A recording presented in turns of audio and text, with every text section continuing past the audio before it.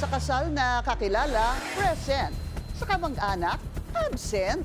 Spotted sina Pangulong Bongbong Marcos at First Lady Liza sa kasal ng pamangkin ni theater actress Menchu Lauchenko Yulo.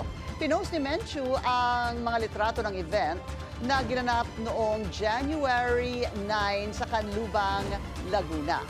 Sa kaparehong araw, kinasal sa Cebu sina Miss Earth 2014 Jamie Harrell at pamangkin ni PBBM na si Ilocos Norte Vice Governor Matthew Manotoc. Bukod sa first couple, no-show din ang kanilang anak na si Congressman Sandro Marcos.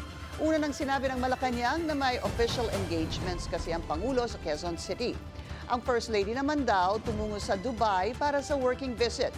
Si Manotoc ay anak ni Senadora Amy Marcos. Mag-follow sa aming mga social media accounts at mag-subscribe sa aming YouTube channel para sa pinakahuli at eksklusibong mga balita.